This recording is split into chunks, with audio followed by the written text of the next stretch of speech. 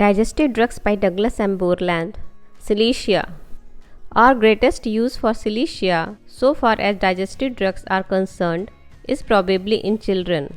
But sometimes there are indications for it in adults in two different types of condition. The first is the patient who has had a prolonged period of stress, is worn out nervously, and suffering from nervous indigestion. This may show itself as a complete loss of appetite, or it may take the form of feeling of hunger on starting a meal, which is replaced by a sensation of extreme fullness after taking only a few mouthfuls of food, associated with a very definite aversion to anything in the way of hot food and hot drinks, a feeling as if the digestion just stopped, and a desire for everything cold, cold meat, ice cream. Such a condition very often responds in these tired out patients to SILICEA. They mostly suffer from a good deal of flatulence, a feeling of general abdominal distension, a very acute feeling of fullness after meals when their clothing feels too tight, and a certain amount of general abdominal tenderness. They nearly always suffer from constipation, and it is a great effort for them to get the bowels to act. Straining at a stool often makes them very hot and sweaty, and there is always a feeling as if the stool were partially expelled and then receded. They pass small constipated stools and always feel that they have not nearly completed the action. The other is the patient who has had a prolonged period of unsatisfactory physical conditions, bad feeling or unhealthy conditions generally, and who suffers from chronic diarrhea. These patients are in very much the same sort of tired out state as those in the first group. Their diarrhea is liable to be aggravated by milk. They are liable to suffer from troublesome sick headaches, which are made much worse by any mental exertion and are aggravated by any noise.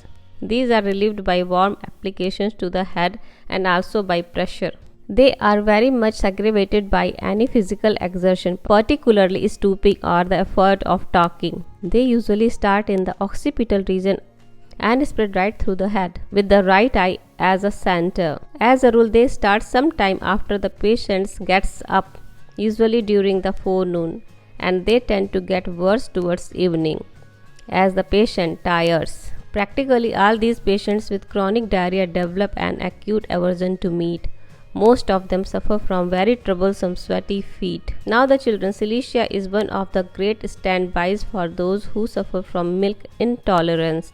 This particularly in the children with somewhat enlarged abdomen, probably some enlarged abdominal glands, a rather indefinite general abdominal tenderness, and a history of alternate attacks of very obstinate constipation and very troublesome diarrhea. All these SILICEA patients, whether old or young, are very chilly, but they are far more sensitive to damp cold than dry cold. In fact, most of them are better in dry, fresh, cold atmosphere. They are rather tired out nervously, physically or both, and the condition produced is a very unpleasant feeling of inadequacy and constant dread of making a mess of things. In actual fact, SILICEA patients are really quite efficient. The conditions which give rise to the SILICEA state are very different from those who respond so well to NUCs. NUCs patients are fretted by dealing with 101 irritations.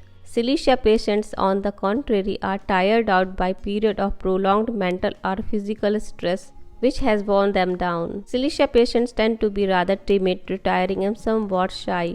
When forced to do anything or disturbed, they are apt to be irritable and snappish. In children, this is common. If they are left alone, they are quite peaceful.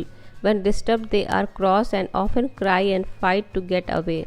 SILICEA patients with digestive disturbances tend to get exceedingly troublesome dry lips. The lips crack and very often develop deep sensitive fissures at the angles of the mouth.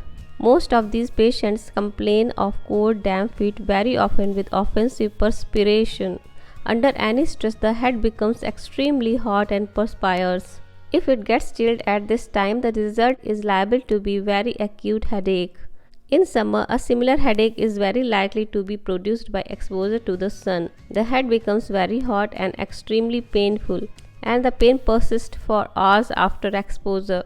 The digestive symptoms associated with Silicea explained by Dr. D.M. Borland in his book Digestive Drugs ends here. Thank you for watching my channel. Goodbye.